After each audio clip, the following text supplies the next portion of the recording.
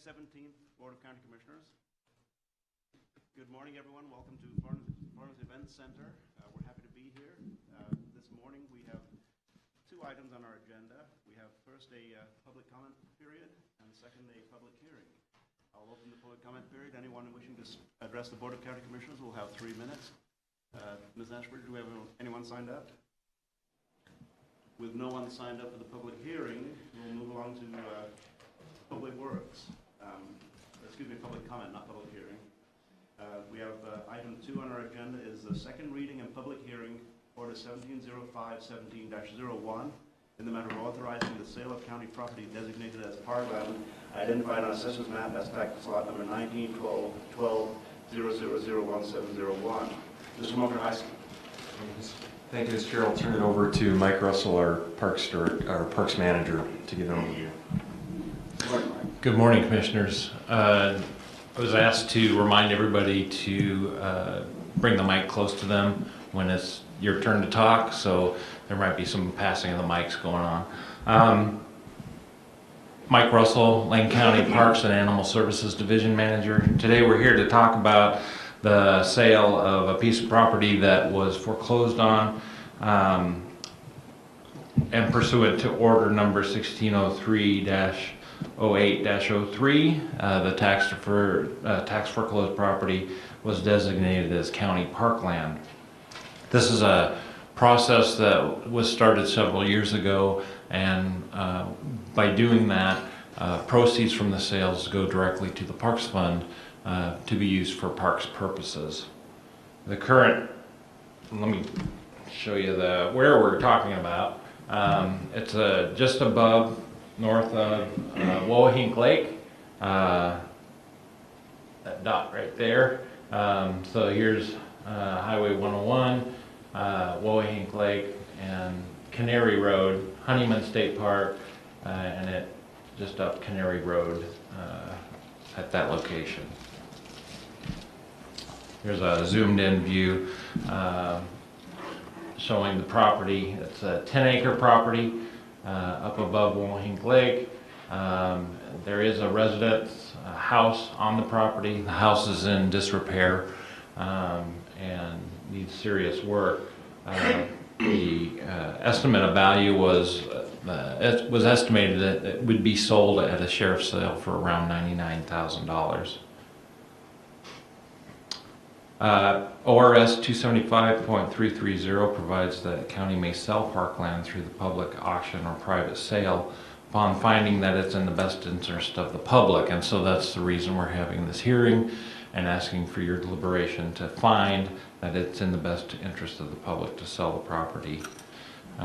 The ORS 275.330 requires a public hearing before the board can take action to sell the designated parkland.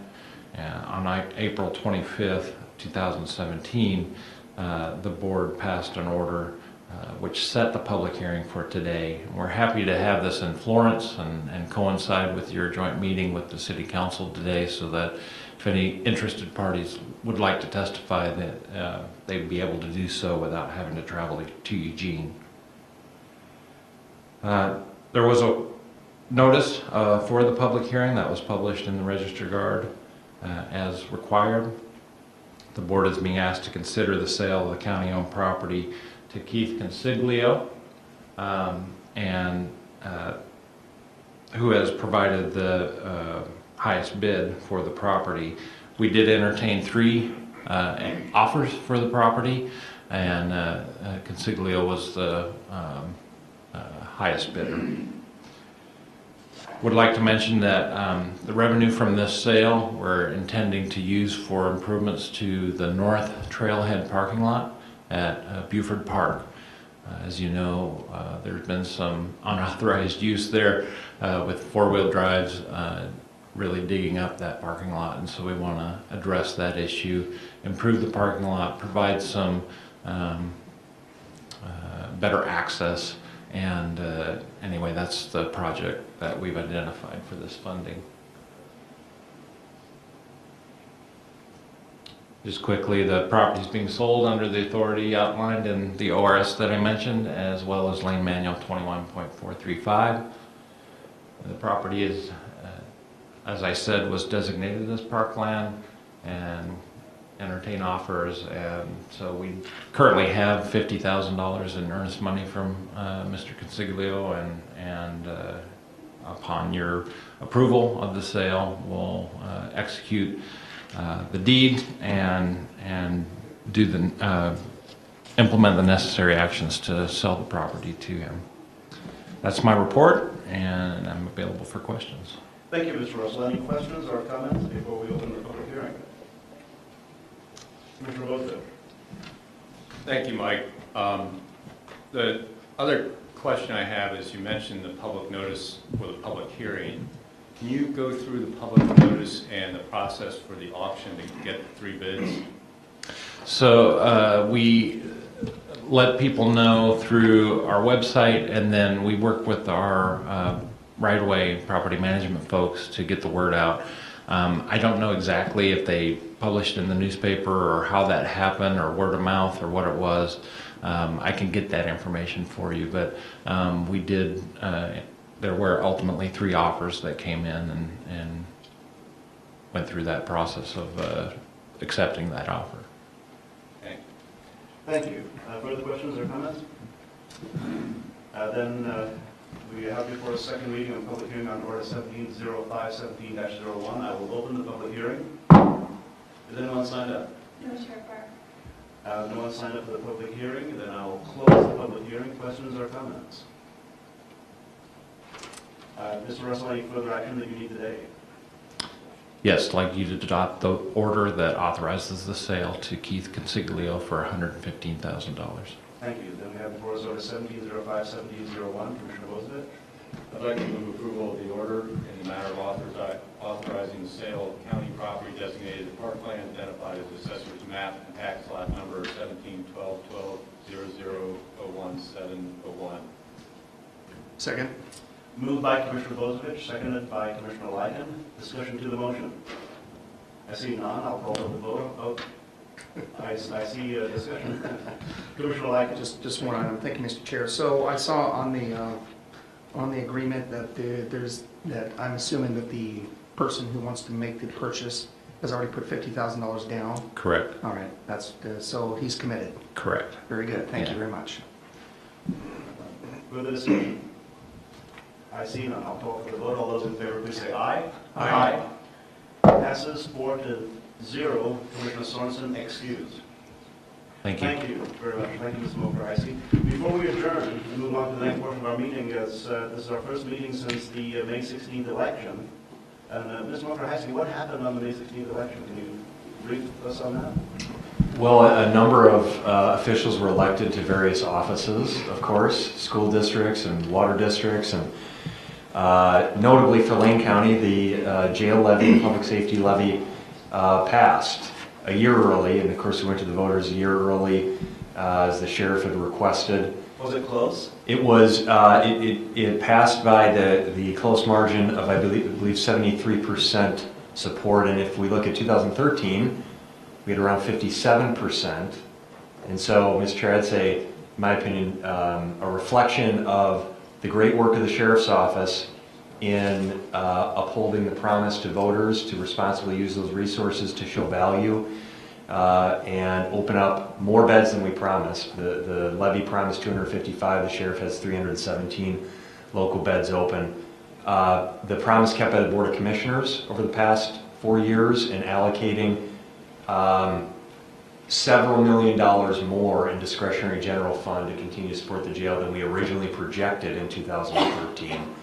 And then the audits, the annual audits that have been conducted every year that verify that the promise has been kept. And then something that I don't think anybody anticipated last year was the request from the sheriff to lower the rate from 55 cents to 38 cents. And the budget committee approved that and is considering, the board approved it and is considering it again for next year. So at a time that we face declining resources, we've exceeded the promise and actually reduced property taxes to those residents in our community. I think shouldn't be too surprising that voters recognized all those things and approved overwhelmingly with the 73% support. Thank you, Mr. Walker. I see a number of ways to analyze this, and I'll ask for Commissioner's responses to that in a moment. But first, I'd like to say I witnessed the sheriff and District Attorney Patty Curlow on their own time working on the campaign. And I know, based on what I saw and what I heard, that the sheriff himself personally made well over 100 phone calls explaining to people the strength, the benefits of a strong public safety system and of youth services, which the sheriff is committed to also. It was a vigorous campaign. It took a great deal of time. Mr. Mulcahy. Mr. Chair, I have in my eyesight here Florence Police Chief Tom Turner, and I think it's maybe fortuitous here, a great opportunity to thank former Lane County Sheriff Tom Turner, who was obviously instrumental in the original passage of the 2013 levy the day after it passes a year early with the margin that it did, and obviously Chief Turner was and his team in the Sheriff's Office were a critical part of that. And I'd like to say, Chief, last night I had a chance to speak at length with Sergeant Carver, and we were talking about the victory last night, and Sergeant Carver, the first thing Sergeant Carver wanted to point out was the work that you personally did, reaching out to the entire county when we passed the levy the first time. Thank you, Chief Turner, former Sheriff Turner. I'm proud of the work that you did and proud of the work that Sheriff Trapp is continuing. I salute you. Thank you. Once again, Sheriff Trapp wore out his fingertips making phone calls and a very, very well-run campaign. Commissioners, anything you'd like to say about Commissioner Lyken? Thank you, Mr. Not about Commissioner Lyken. No, obviously not. So, Mr. Chair, I just received a text from Mike MacArthur, the Executive Director of AOC, and obviously they're aware of what happened. And so his text was very short, but I think gets to the point. Congrats, you're a model for successful local measures. And that's our Executive Director of our entire state association just sent that text.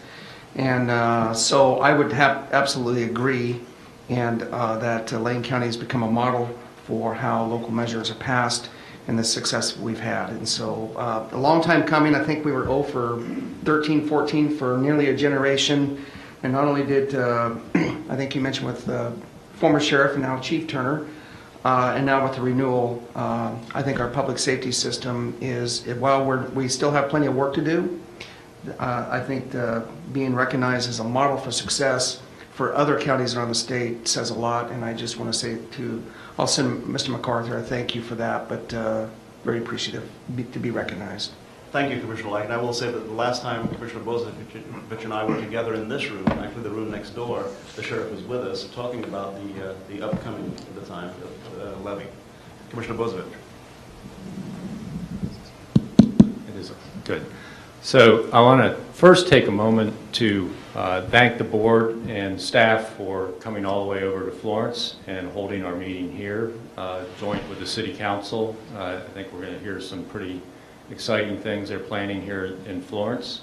Also, it was good to be able to have that public hearing about a sale of some surplus property close to where the surplus property is located, so that if there were interested parties, they wouldn't have to travel. So I really appreciate the board's willingness to travel and staff's willingness to come along. I know it's not an easy thing to do, including bringing Metro TV along with us, which means that we're being broadcast live to the entire county. In fact, the world over the World Wide Web. So, hello anyone that might have tripped across our site in Singapore. Which then I'll invite those folks to come to Florence this weekend, because it is Roadie Fest time, and great time will be had by all. The weather will be fantastic by this weekend, and it should be a really fun event, great family event here in Florence. Great parade coming up on Sunday.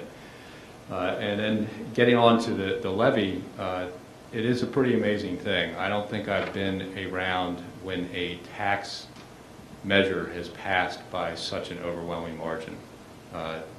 Basically a 3-to-1 vote, that is not normal.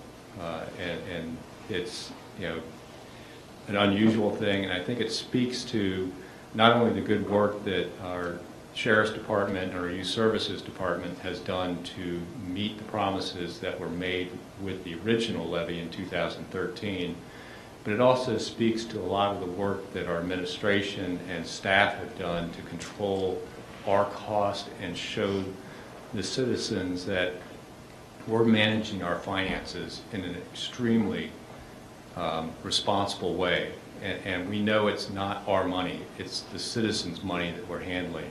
Everything from our upgrade in our bond rating that saved us money in refinancing our debt, to how we've dealt with our insurance and health insurance costs to the point where we're not seeing increases in our health insurance for the third year in a row. Yet this morning it was announced that every insurer under the Affordable Care Act is asking the state for major increases in their rates. So at that background where everybody else is having health insurance costs go up, we've been managing our costs. So I think the public recognized the hard work our staff has done. I think it recognizes the hard work the Sheriff's Office and the youth services folks have done. And I just really want to thank the voters for that vote of confidence. It was really a pleasure to be there with the sheriff and all of our folks, various staff, the district attorney last night, and hear that vote come in. It was just really uplifting, and I want to thank the voters for their support. Thank you, Commissioner Bozovich, and I'd like to thank the volunteers who, on an unpaid basis, made certain that the public heard about the levy throughout the county. Commissioner Williams? Nothing. Then, no further comment. I will adjourn this meeting of the Board of Lane County Commissioners.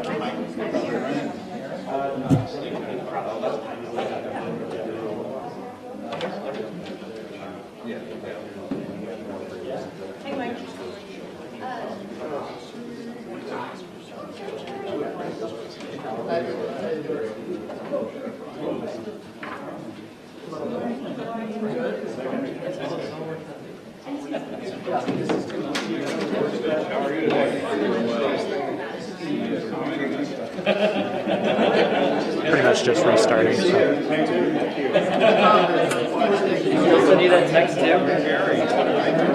Neil send you that text too?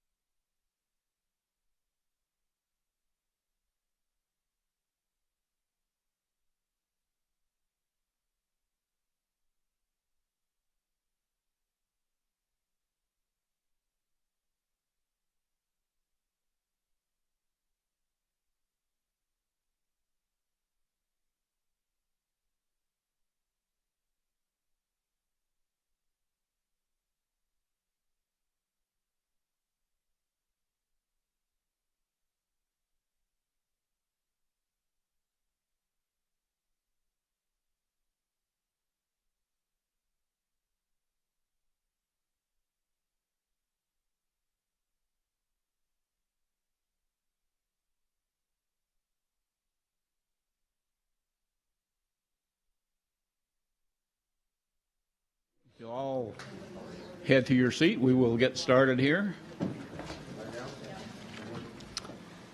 It is my distinct pleasure to welcome, especially our Lane County Commissioners, as guests to our fair city, and also our Urban Renewal Board, our City Council, and several guests that are present. This may be the first ever joint meeting between the Florence City Council, Urban Renewal, and the Lane County Commissioners. We're not sure, but it is a great event at any rate. So, first I would like to call our work session of the Florence City Council to order, and I would like to have each member of the Urban Renewal Board and the City Council introduce themselves. Start. Joshua Green, Chair of Urban Renewal. Mike Webb, Urban Renewal. Judy Marsall, Urban Renewal. Ron Caputo, Urban Renewal. Susie Lacer, City of Florence. Ron Chrysler, City of Florence. George Levin, City of Florence. Staff. Mike. City of Florence Public Works. Kenny Bartz, City Finance Director. Megan Mastamar, City Project Manager. Aaron Reynolds, City Manager. Kelly Weiss, City Recorder. Tom Turner in the back, our police chief, and these young ladies. Evan Ashbridge, Public Information for Lane County. Kim Thompson, Lane County Community and Economic Development and a focus on rural. Anybody else in the back? Sarah Means, Lane County Economic Development Manager. Hi, Sarah. Kevin Rhodes, FEC Director. Great. I think that covers everybody. So I would now like to turn it over to Commissioner Farr to open his meeting. Thank you, Mayor Henry. I will convene this meeting of the Lane County Board of Commissioners, and I'll introduce myself. I'm Board Chair Pat Farr, and starting with my right, commissioners will introduce themselves. And I'm Jay Bosanich, the West Lane County Commissioner, and you are in my district. Sid Likens, Springfield District, Lane County Board. Gary Williams, East Lane Commissioner. And Mr. McCrysky. Steve Mokrinsky, Lane County Administrator. Thank you. Thank you, Mayor Henry, and I'd like to say that Commissioner Sorensen is excused absent today on family business.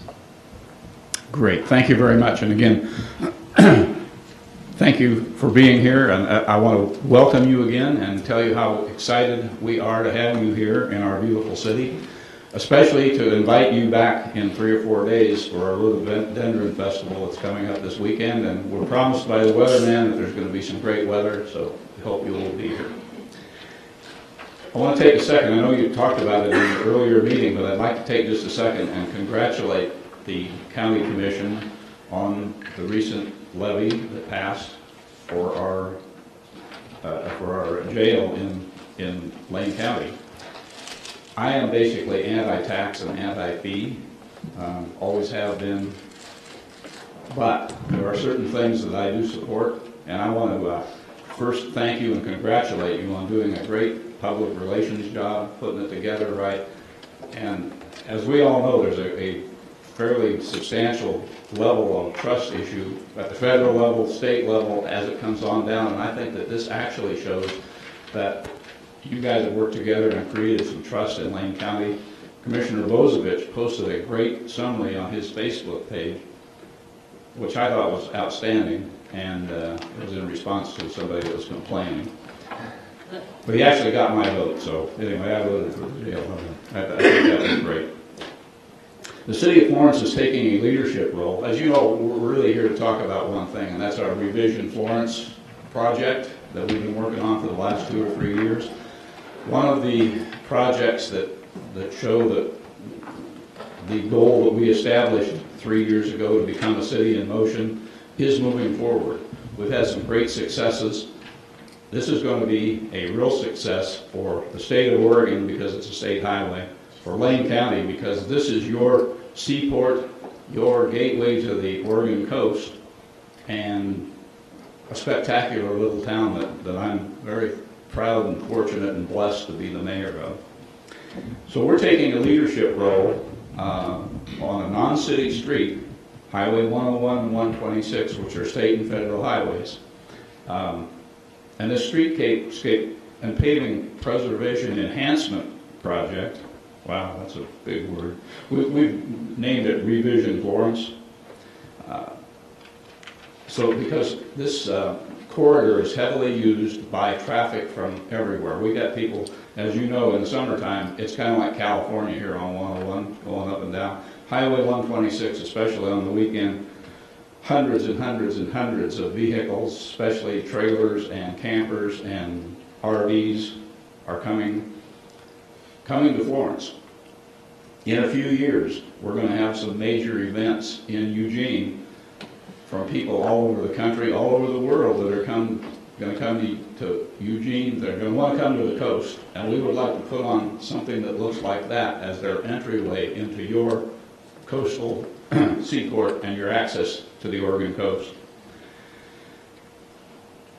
We see this project as a valuable asset, not only to our community, but to the county, the region, and the state. We've launched significant efforts to invest in our community. We have economic development, livability, and quality of life goals in our goals that we established as our work plan. And our economic strategy is to recruit not only businesses, but individuals as well. We believe that this project, maybe not so much in the short run. In the short run, it's going to really do what I suggested earlier, beautify the entryway from Lane County to the Oregon coast. But over time, we believe it's going to bring individuals here, businesses that will help to develop not only our urban renewal agency, but our community overall. So we've taken a financial leadership role. We've put together a funding package from various sources, state, from the Lane Act, city and urban renewal, but we still have a funding need, and that's really what we're here to talk about today. So you're going to hear a whole lot more about that. But I do want to just say, I don't know if any of you noticed that Florence was recently recognized in USA Today as the #2 most beautiful small town in the Northwest, which just includes not just the coast, but several other states, Montana, Wyoming, and so forth. Just as a result of that, in the last week or two, we've had the weatherman from Channel 12 in Portland down here doing a special. We've had KEZI here that did a special on this out in front of our chamber office, and KVAL News is supposed to be here this week. So it's getting some great press, not just for Florence, but, and we mention our Revision Florence every chance we get, so it'll bring some recognition to Lane County as well. So that's what we're here to talk about. So I already spent my 5 minutes, so I'm going to turn it over to Joshua Green, who's next up. Where'd he go? Oh, there he is. So anyway, thank you again for being here, and we hope it will be a productive meeting. Thank you, Mayor. And just a technicality, I want to officially open the urban renewal meeting as we're all gathered here for that. Thank you. Okay, so the 101 Revision Florence is really an opportunity that started with ODOT came to the city and said, tell us where you want the stripes. We're going to repave the highway and put in the stripes. And by the way, we got to put in a couple of 88 sidewalks. Otherwise, we're going to leave it alone the way it is. And we said, no. This is an opportunity that's long overdue. So we got together and sat down with our financial advisor and Aaron, and we started looking at the possibility of taking responsibility for this entire project. What I mean by responsibility is, can we be more efficient than if left to ODOT to their own, or bringing in other agencies to deal with this? Can we be more efficient and use the monies to do engineering, do the study, do the right-of-way access points, do the work that needs to be done to actually complete the entire beautification of 126 to 101 and 101 to the bridge? And what could it look like? Well, if you really wanted to make it have 10-foot sidewalks on either side with planters and plazas and places where the intersections are not on an angle like this, but they're at a right angle, how do you reuse that land in that area? We propose the use of aesthetics where we have public art and plazas and environments that are very pleasing, where people will be more interested in walking or bicycle riding. And the striping is keeping the two major lanes, but redoing the areas that are along the side where the sidewalks are. Some places you'll have bulb outs, some places you'll have parking, some places you won't. Everywhere else you'll have upgraded stormwater and water lines. We're going to, our intention is to bury the utility lines. So if you take a moment while you're still here and go out to 101 and just walk one block, any block, doesn't matter, you will see anywhere from a 2.5 to 3 foot sidewalk that's barely accessible, that nobody could go on a wheelchair. And you'll probably trip because it's all broken up with rocks and grass and stuff. Anyway, so this is a long overdue project, and with the beautiful work that's being done in our community, which Aaron will speak to later, but the bridge is being done. So this whole idea of the 101 as the entrance to Florence, when you come off the bridge, or a reminder that there's a beautiful, vibrant community here as you're driving south, it just might take people a moment to stop and look and see what this area is doing. And to what the mayor was talking about, it's all of good authority that when you build these kinds of things, people will come. I hate to use the cliche, but it's true. And you look to aspire development, and we have a very robust economic development attitude here at the city. The planning department's very aggressively making it very user-friendly. So if people want to come here and invest money for our commercial development, residential development, in the urban renewal area or not, the whole city is taking a stance of let's make it possible for this growth to happen and nurture the community and do it wisely. With that, I'm going to leave the next conversation, the continuing conversation, to Aaron, I think, yes, city manager, to talk about more details on the plan. Are there any questions, first of all? We're good. Okay. Thank you. And thank you for being here as a joint session. Hello, good morning. I'm Erin Reynolds, the city manager for the city of Florence. And we had one extra staff person come in since we did introductions, and it warrants a good one. Introduction is Wendy Farley Campbell, our planning director. One thing I'd like to say before we go any further is this project is one of those projects that takes an all-hands-on-deck approach from the citizens to the governing body to the staff, all employees of the city. And it's just been a really neat experience thus far. So thank you again for being here. It's really exciting to be a part of your exciting day and to be on live Metro TV. So that's a really neat experience. Where we started out was with a dream, and then it became more of a vision. That's what you see here, how that dream could be a vision. And then we started master planning this project. And then we kept thinking, is this really going to happen? So we started engineering and surveying. And so we've really definitely come from the vision to something more. So we're going to think about what this Revision Florence is going to be called when it becomes a reality. But for now, we call it Revision Florence. We've gotten to the point where we've designed nearly 60% of this project, and it's becoming more and more of a reality of what this construction project could look like for our community and how significant and important it is to us. So I'm going to share a bit of where we've been, where we are now, what's next, and how it's going to be possible. Just really quick, you saw a visual 2 slides back of an expanse of asphalt. I think it's the best visual we really have of what we're trying to do is to take away just an asphalt entry and make it something that represents the character of Florence by using pretty traditional enhancement methods to a street. It just happens to be we're talking about a street that is a federal highway managed by our state transportation system.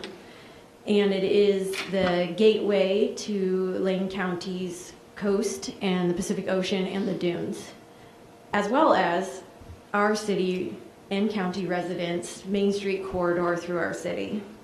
It happens to be 100 feet of public right-of-way.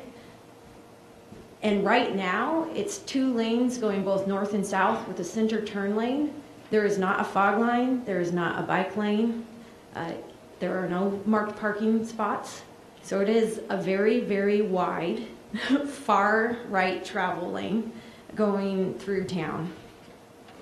And right here is a vision of, or now what it could be more of a reality of what it could be. So within 100 feet, you can do a lot and still accomplish the transportation and safety and pedestrian goals that our state has, that our city has, and our county has. So you'll see the goal is to have wider sidewalks, 10-foot sidewalks, to have landscaping. It's not going to be all trees. We get a lot of questions about that. Medians where possible, and again, still allowing that 2 lanes of traffic and bike lanes, which I think is really important, having those bike lanes. Currently, that's not a possibility. That's just a quick look at it. As we started working on this project, we've already mentioned our city goals, but we also have been in talks with the county, and as they've been going, as you all have been going through your strategic planning and creating your priorities, I think it's really great to see that great minds do think alike. We're very like-minded with you and want to be a partner on all the things you're doing in the county to make sure you can best realize your goals. You have safety. This addresses safety, health, walkability, other modes of transportation. We do believe very strongly this project hits on our economic goals of increasing the vitality of our community by creating a place that people want to live and work. We believe it supports our natural environment. It is a linkage to other significant projects we have going on in the city, the Sayusa Estuary Trail, the work we've done on Rhododendron Drive with more access to the river and beachfront property along there, and the other existing trails throughout town. I think it's always important to talk about access. Councilor Green mentioned the piece about wheelchair and other just modes of transportation. This will allow that access to a significant commercial corridor that's not currently accessible. And of course, infrastructure. I mean, that's what cities do. That's what counties do. We do a lot of infrastructure. This is a significant infrastructure project that will be well over $10 million infused into our community. That wouldn't be possible to do just alone as a city or as an urban renewal or as a county or as a state. And then I just wanted to give a thank you for the Rural Prosperity Initiative. It's one of your priorities within, I think, your vibrant communities, maybe. And a special thank you to Sarah Means, who cheerleaded that effort from my perspective, at least out here in West Lane County, with the support of Commissioner Bozovich and your county administrator, Steve. You guys have been great, and we've loved the new addition, Kim Thompson, and you'll see many pictures throughout this where they're actually in those photos. So thank you for representing the county when you can. And then behind the scenes, true work's been done with us, so we really appreciate those efforts. So why Revision Florence? I'm just going to hit on some high points as we go through, and then at the end, give an opportunity for questions. Reinvestment in our highway corridor is a commercial corridor. There's significant commercial frontage there, as well as the ability to provide for housing, which is an area that is zoned for high-density housing, and there's some great opportunities along there. Yet there's some infrastructure hurdles that need to be met by developers, and by doing this, we feel it will incentivize that development along that corridor. As I said, we believe it will promote the job growth. It will align with our community's character. It will help us put a better foot forward. One of the many things we hear from people, just anecdotal comments throughout time, is where's the beach? Where's the signage? Am I in Florence yet? Very much heard at the gas station. This project in little ways will address signage, directions, and to provide a true gateway and a welcome to Florence. We do have a north, south, and east gateway, and this will at least address the south and east gateways. I've already mentioned safety. One thing ODOT has told us as we've gone through this process is we have more traffic on a regular basis than even Sisters sees going over there. So you think of Sisters in Central Oregon as a tourist mecca. It's happening here in Florence.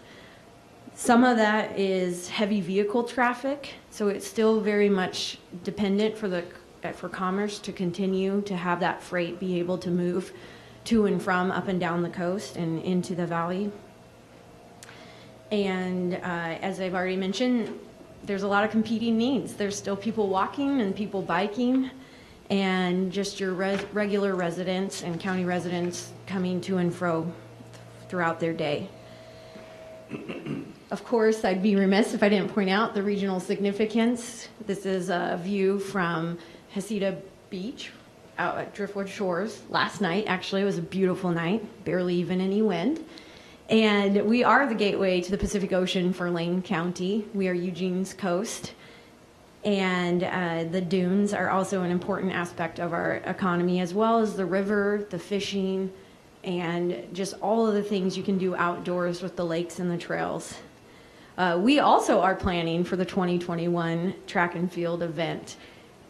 With all those people coming from around the world, and we know hotel rooms is an issue, that's something we'd like to participate in. We're just as easy to get to as Albany or Cottage Grove. For Eugene, for people who are going to be here training and coming to visit. And I really can't imagine, if you're coming from somewhere outside the world, that you wouldn't want to come visit the Pacific Ocean and to see the dunes. I do truly believe it's a natural wonder of our world. I'm excited as city manager, and so is our city council and urban renewal board, to be a part of a once-in-a-generation project. You don't get this opportunity every year. So with that, it can't be done alone. We've done a lot of interagency coordination. And again, this has been a fantastic opportunity. As a professional, as a citizen, it's been really neat to be a part of and very fulfilling. It was an honor to host Governor Brown here and to have her team here and those resources that the governor's office brings through the Regional Solutions team. A big thank you to Jackie Michelonis, and just to have this opportunity. In this picture, we have the Confederated Tribes present. We have 2 school districts present. We have staff. We have the Port of Siuslaw. We have our counselors, of course, and city staff, and the Chamber of Commerce. And I'm sorry if I missed anyone, but LCC, Lane Community College, and every partner you could possibly imagine, we've reached out to and talked about. We are kind of a broken record. I'll have to say I apologize to urban renewal members and city council members and to even West Lane Commissioner Bozovich. I know you've heard a lot about this before. Casino. And the casino, Three Rivers Casino, run by the Confederated Tribes, the Kuslower Amkwas Icelandians. So the timeline, where have we been? I think as many of you know, you're all familiar with doing significant infrastructure projects. They don't happen overnight. They don't happen in a year. They don't even happen in 2 years. That's been a big learning experience for us as staff when you're working on a state, federal highway that has all those competing needs, that there's a long, long lead time. And I'm going to turn it over to Megan, who is our city projects manager. I think she's just going to speak from over there to walk you through just quickly through the nuts and bolts of this, the timeline. Thank you. Good morning. As Councilor Green mentioned, this started quite a while ago with our discussions with ODOT in the summer of 2015, and we began our concept design pretty much after that meeting and worked through that fall and had that completed by 2016, that early spring timeframe. As you can see, we've moved through the steps of this process. It's very prescribed by ODOT to meet all their requirements. So we are currently in the right-of-way administration, which, since this is a federal highway, has a very lengthy process that we have to go to. It's about an hour, or not an hour. This landscaping's throwing me off, sorry. It's about a year to do that. So we started that a couple months ago, and we're moving through that. ODOT's been very helpful in that, and we're also working on our 60% design phase that will be, she's going to take care of this. There you go. So we are working on our 60% design phase that will be due to ODOT for review in early July. We still have a few decision points the urban renewal will make on that later this month, but that's moving along fairly well. We are also continuing our development of our funding package. We've been working on that essentially since we started that concept design. Where are we going? We still have several steps in this process. We need to finalize that scope, as I mentioned. This month we'll work on that. Our 90% design phase will be our next milestone with ODOT. During this time, we're working on finalizing that funding package. We're going through our budget process, and our regional partners and state partners are also going through theirs. So we're working on that as a team. We are working on utility coordination for this project. As Councilor Green mentioned, utility undergrounding, so we have more public agencies to work with on that and private agencies, and that will happen simultaneous to some of the design that we're doing. And we'll be finalizing that afterwards, going out to bid, constructing those normal aspects. One key piece of this is the city has taken on those ADA upgrades that ODOT has been required to do so that we have a cohesive design throughout the project for sidewalks and streetscaping. And to meet their timeline for paving, we need to have ours done this summer so that they can have substantial completion by the end of September 2018. So it seems like a long time, but we've been moving fairly quickly in ODOT's mind.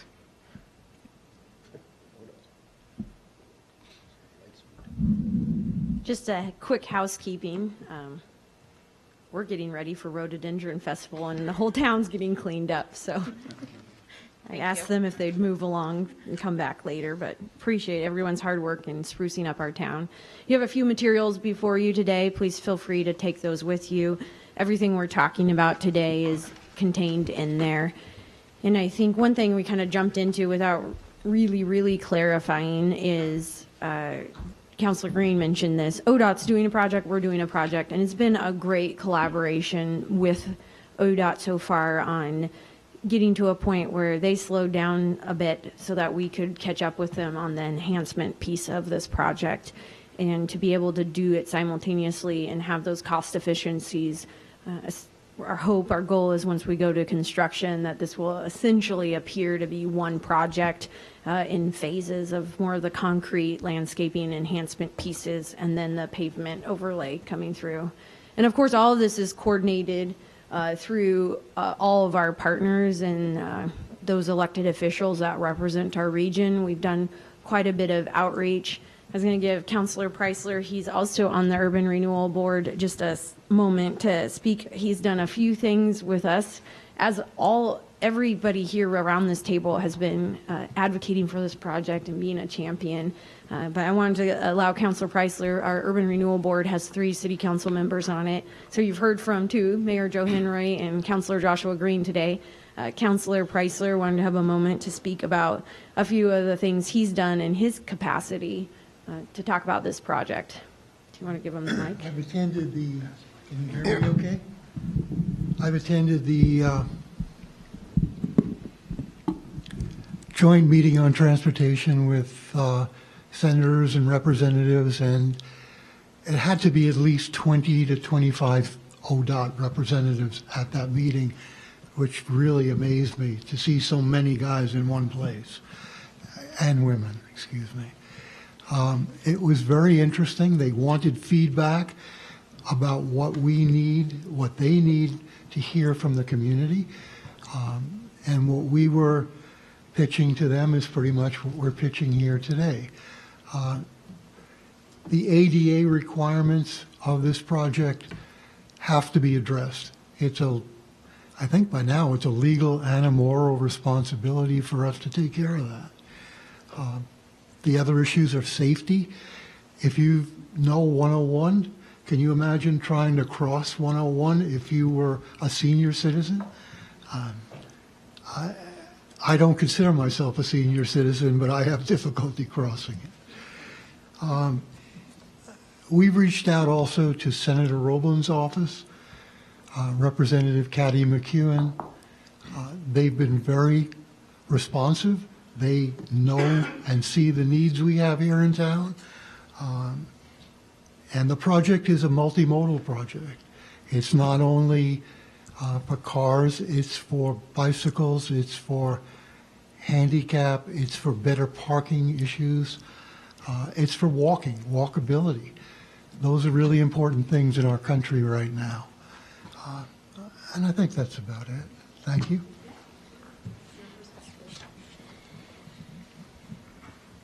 The list is here, and if you have any other ideas for us, we're happy to reach out and do that advocacy and asking for support for this project to other partners.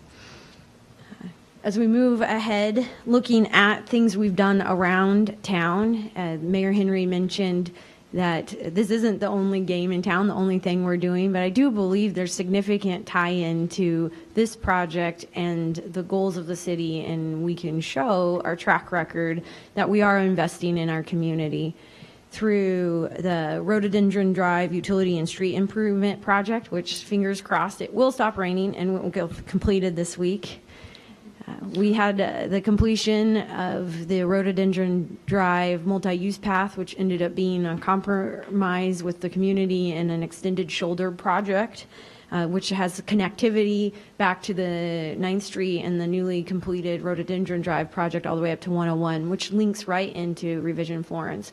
We're adding sidewalks in that corridor that have never been there before, and as I mentioned, obviously the path out to the northern, or headed toward the north end of Rhododendron Drive. Someday it will happen. All links together. We continue to invest in water, wastewater, storm, and street improvements for the last 2 years in the biennium budget that we're just entering into.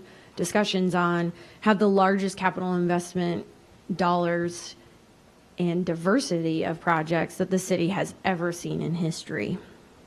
That includes a remodel of City Hall, which is on Highway 101. It's a few blocks right before the bridge, and it's on the east side of the highway, and I'm describing it in that way because it's pretty nondescript building. We've reached our 50-year anniversary there, and many, many people drive by wondering where is City Hall. In fact, they usually go over the bridge, and then they have to turn around and try and come back. We'd like to have a stronger presence, a professional presence to our community that gives an example of what development standards are in that area, how we'd like buildings to be closer to the road and meet the architectural guidelines of this corridor. And it will be a great component to the Revision Florence project. That's funded without a tax levy, without an increase in fees, just something that we've been planning for and that is financially feasible for the city, as well as the Public Works facility. They have been temporarily housed in the city's old jail building for 20 years. And it's time, again, it's a project we've been planning for, and that's being built, multi-million-dollar project at the north end of the airport runway on Kingwood and 27th. And 20 years ago, as I mentioned, the old jail building's been vacant for 20 years. The Justice Center, where we house our public safety dispatch, municipal court, the Lane County Justice Court, and many other law enforcement partners. There's about 2,500 square feet in that building that was left incomplete due to budget constraints. And we have plans in the budget to complete out that space as well. As I've already mentioned, I'll keep mentioning, this does take everyone to be involved, and the community is really on board. We have the Florence Chamber of Commerce and their special initiative they have, the Downtown Revitalization Team. And for us, just think Main Street Program. I think some of you have heard Main Street Program. And the city's newly created Public Art Committee, and just many, many other champions throughout town for this project. Other economic development efforts, there's a list there and it's in your packet. All I can say is it's been exciting times, and there's been a lot of neat things happening in Florence, and we couldn't have done it without the support of the county. As you can see in this picture, we convened just a group this last month or so, and had all of our economic development partners and agencies, including Business Oregon, come here to Florence. The newly created Greater Eugene Inc. Representative, which I can't remember everyone's names, I'm sorry.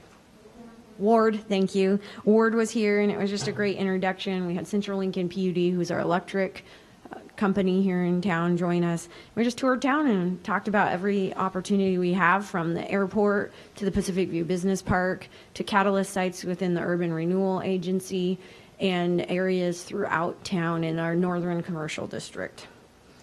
We, like everyone else, housing, healthcare, education, all kind of interweaves in this. And of course, we don't run those agencies. We don't do that as a business. And it's not part of our makeup as an organization, but we have taken the lead as a city through our goals that the City Council has made for us to be the leaders and conveners of many of those discussions. So with that, let's talk dollars. I'm just looking over at our finance director, and he's crunching numbers over there. So, Andy Parks. Good morning, Commissioners. Where we're at right now for the $7.4 million is the team's been able to put together $5.8 million of committed funding, and that's $3 million from FURA, $250,000 from the city for stormwater, $2.55 million from ODOT through ODOT itself and through the STIP process. So that represents, again, $5.8 million. There's $1.6 million that is the funding gap. The assumptions in terms of our ability to do this were somewhat limited in terms of the growth of the assessed value within the urban renewal area. It's something that's been, we've looked at it fairly closely. Something that should be growing faster than it is not growing. The assessed value in that area is only growing by 2.6% on average per year, which is less than the 3%.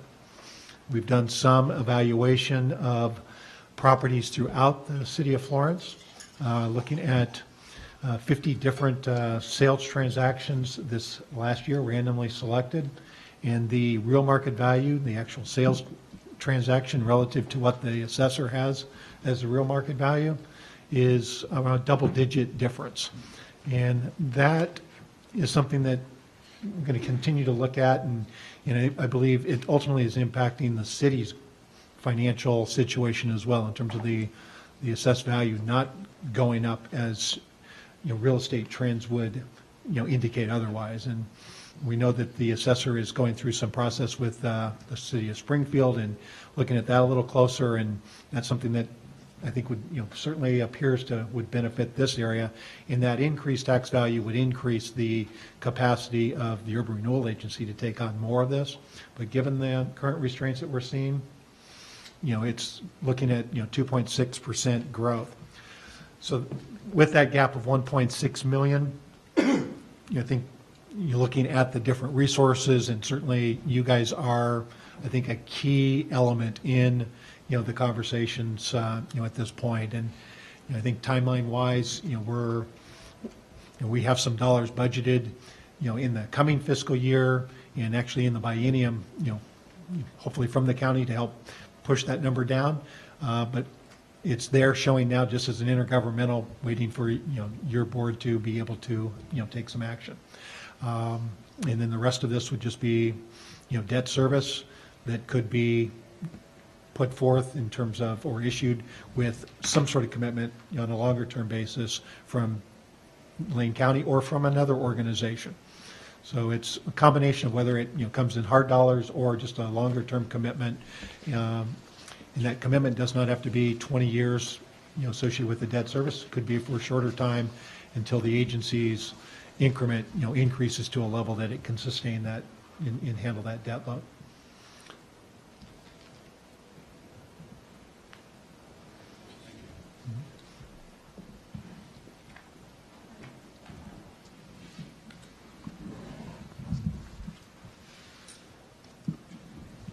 I wanted to share a quick update to our Urban Renewal Board members. One of the items you see on this number here for ODOT is a little higher than the last time we spoke to you. And that's a result of, again, our efforts of working with ODOT on not only the portions of the project that they are paying the city to run for their project, but also an additional $750,000 that Franny Brendel was able to identify in the state's budget for sidewalk projects. And so that's a big, exciting announcement for us to make to you three that we haven't talked to on a regular basis over the last couple of weeks. So I also believe that's some of the result of some interest and attention that this project's gotten at both the state and federal level. In that conversation we had on the phone, federal transportation advisor or policy professional for Senator or Congressman DeFazio's office. So she was on the phone. Her name's Liz out of Washington, D.C. So again, just one of those neat experiences to be talking to people who make a difference and a change in your community from all the way on the other side of the United States on another coast. So that was a very positive conversation to be having. So I did one thing in this presentation. I skipped right over a part that Public Works Mike Miller was going to talk about. I just want to make sure I give you an opportunity. Is there anything you'd like to share that you would like to highlight from your perspective as a Public Works professional? Actually, I think you covered it very well. The uniqueness of the project, dealing with ODOT, dealing with freight mobility and all the standards. As you're coming from the north to the south, you'll notice that the bike lanes fall off at the junction of 126. And when you get past 126, headed south towards the bridge, you have that vast amount of asphalt, as illustrated. So it is a 100-foot right-of-way. It is tight. We have worked with ODOT. ODOT has some different standards because of the special transportation corridor that we have. For instance, they require 10-foot sidewalks. We don't have enough right-of-way for 10-foot sidewalks. So we were able to go to the city standard for 8. The other thing, bumping back and forth, we're able to establish a full 6-foot bike lane. Very important. But the trade-off is a little bit of a skinnier parking area, the 7-foot, but it all works. The other outcome of this is going down to a little smaller travel lane, 11-foot, instead of a standard 12. But we maintain the 12-foot on that outside lane for freight mobility. So it's been really going back and forth. We've met all the requirements, and we're going to have a very nice product when it's all said and done. Thank you.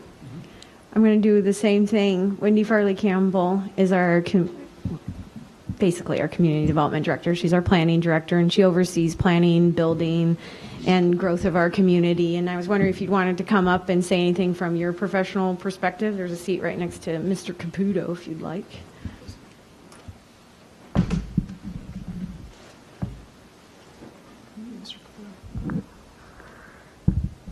Yes, welcome, Board of Commissioners. It's great to have you over here. From a planning perspective, I think most people would say, why aren't developers taking care of this themselves along this corridor? And it is happening in other areas of town, but not here. This is going to, I think, bring new development to the table. And there are a lot of projects that have been proposed for 20 plus years. This is taking care of those. And I think it'll bring new development to the table. Thank you. So with that, I would like to open it up for questions. You have staff here, you have your staff here, and happy to answer them or talk through any more of this. Also, I guess before I do that, does anybody from Urban Renewal Board like to say anything? Oh, okay. Councilor Preisler? Yeah. It wasn't brought up, but we did a very extensive question and answer program with our citizens. Thank you. We invited them to at least 2 or 3 different meetings, took community input, and the project was favorable by 65 or 70% of our population. Thank you. So we did take care of that as well. Here, do you want to say anything? Okay. This is Urban Renewal Board member Mike Webb. Oh, and one other thing I wanted to mention was our Urban Renewal Board's a little different than a lot of other districts.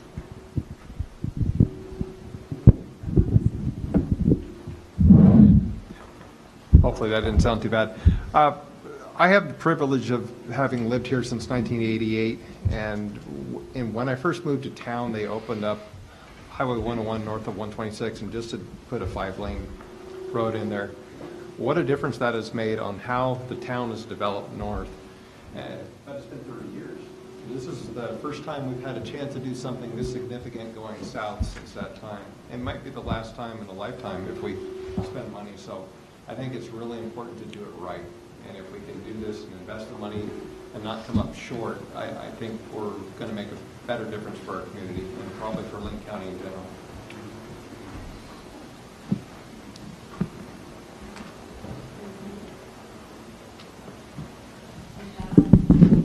I'd like to add one thing, just so that in the process of working and looking at opportunities in Florence, we've identified 5 major footprints in the Urban Renewal District, one of which is on 101. There you go. Okay, so all those locations, 2 of them on 101, Quinn Street, which is opposite this building here where the hotel was proposed years ago. The infrastructure upgrades are going to make it available for people to come and develop. And not all that infrastructure is in place right now. It is down in the Old Town area because we've done that over the last 6 years. So these sites are sort of the go-to locations that we want to help attract development towards.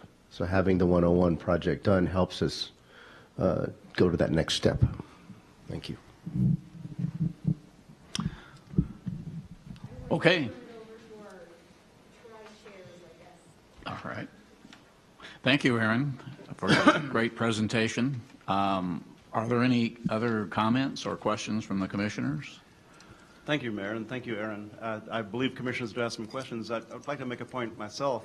I'm a Coastie, Tillamook High School, class of 72, and Tillamook City itself doesn't have the opportunity that Florence has. I spent a great deal of time here in the summer, and I was here last Sunday, spent the entire day. I'll be here the entire day next Sunday. My wife and I almost live at Honeyman in the summer, and we kayak on Clearwalks, which has, people don't know it, best kayaking on the entire Oregon coast. Better than Drift Creek, it's the best kayaking on the coast. But you guys are pointing out a great opportunity. This is our gateway to the coast.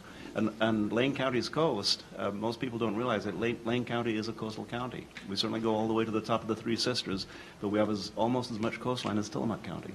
And all the way from the Spouting Horns, or just barely south of the Spouting Horns at Cook's Chasm.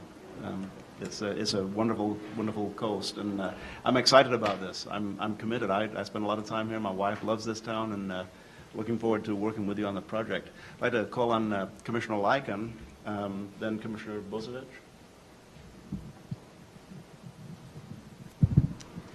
Thank you, Mr. Chair. First of all, really appreciate the presentation, and very much so. So, before serving as Lane County Board of Commissioners, so I spent a great deal of time in business. And Commissioner Bozievich just isn't here. You've invited the entire board here. So you must have an ask. And so I don't want you to be bashful. I actually want to know what that ask would be. And so, Mayor Henry, if you have an ask, that is perfectly fine. And Aaron, if you have an ask, that's perfectly fine as well. But I'm interested to know what the ask of the Lane County Board of Commissioners is. Because, and before that, a couple things. So I brought up, I heard some names being thrown out. I want to know specifically what Representative McEwen said about this project. I want to know what she said because, as you know, right now, the Joint Committee, the Transportation, they're looking for about a package of somewhere between $7.5 and $8.5 billion for the next 10 years. They're including projects in that package. It's just not money being, from formulas to cities and counties and so on and so forth. Specific projects are being put in that the legislators are putting in. So I'd like to know what Representative McCune is talking about. The other is the legislature is also going to increase Connect funding significantly. So last time it was about $45 million. This time out should be somewhere between 65. I've heard as much as $80 million is what they're going to be talking about. You need this. You mentioned economic development on several occasions on this, which means this is classic qualifications for Connect funding. And while we're in the process now, Mayor Henry, of course, is the vice chair of our Lane Act. I currently am chair. So when it comes down to the Connect funding, we talked about the Super Act. What we'd like to do is make sure we have some selling points to our cohorts that we work with. And so when we visit with the state, and I'll leave this as well. So Commissioner Boehne, she's the chair of the Oregon Transportation Commission, is a very close friend of mine. We probably communicate with her once a month. We talk about ways, not only with counties, but local. She's a local government person. So the thing is, she wants to see what opportunities are there, not just for Portland Metro, but it's the rest of us. And so we have golden opportunities with Senator Beyer from Springfield, Representative McEwen right here on the coast, as the co-chairs of that committee. The time is right. And so I'd like to just get an idea of what Representative McEwen had to say, because if she's not saying enough, you need to push her. And I mean push her hard. So I'm going to leave it at that. I'll just wait maybe for some answers and maybe some follow-ups later, but appreciate it.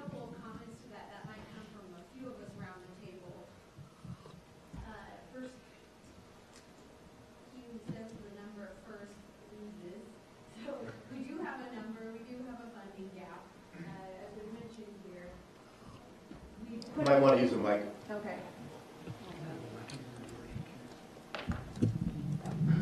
I'm not bashful. Thank you, Commissioner Lycan, for allowing us that opportunity. We're grateful to be able to speak to that today, and we are prepared to.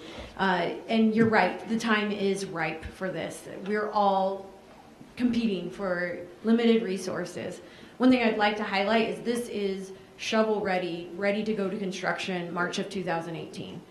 So some programs that we've competed for in the past through the Lane Act, we have been successful for. When we did get part of this funding package is the STIP, and we were very, very thankful for that support from previous Commissioner Faye Stewart, as he was the chair of that, and just supporting us, and you, Commissioner Lycan, for supporting us as well. So we just really appreciate that.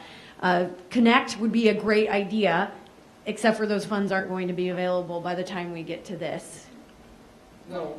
Yes, definitely. So always looking for funds that can come to our community.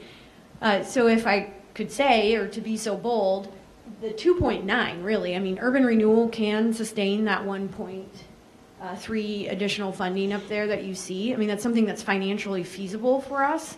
It still allows us to do a few small things in the urban renewal agency. It allows the city to continue to invest in other projects throughout the city. But the more that we have outside dollars coming to this project, the better. So, it allows us to spend more dollars throughout the community on other things. Because this project is ripe. It does meet all those criterias that a lot of outside funding sources can do, whether it's from the county or from the state or from the feds. So with that, I'm going to ask maybe Mayor Henry to speak, and then Councilor Preisler and Councilor Green have all had conversations with not only Caddy McEwen, but DeFazio and Roblin, and kind of speak to that. And before that, Aaron, I'd like to point out you had a list of people and agencies who were supporting you. I suggest strongly you put Commissioner Lycan's name. Oh, I will. Yeah, definitely. Thank you so much.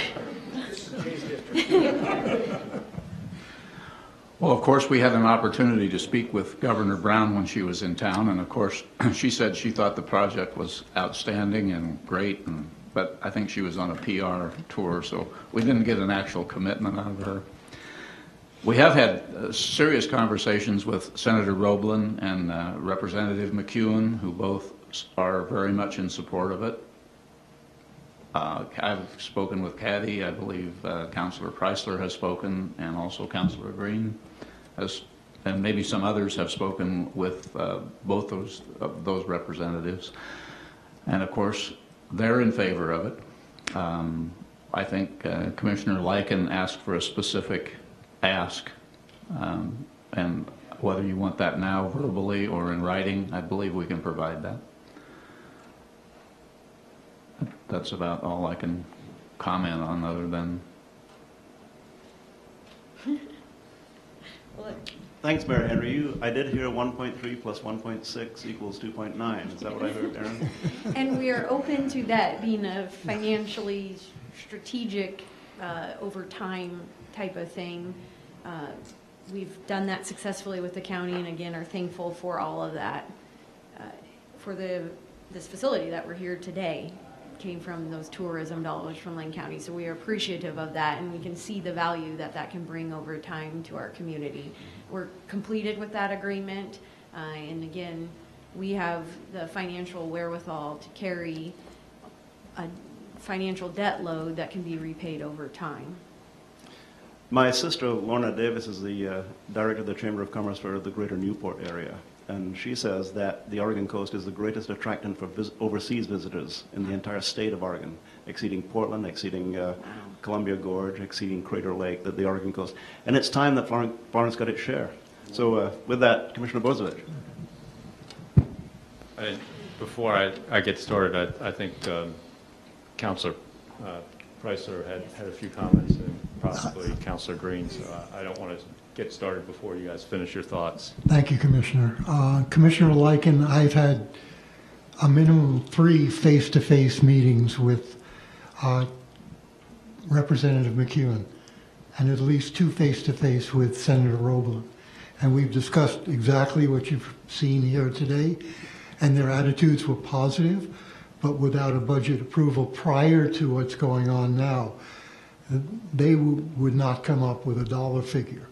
But they are very much in favor of it, so we will continue to reach out and have those discussions with them.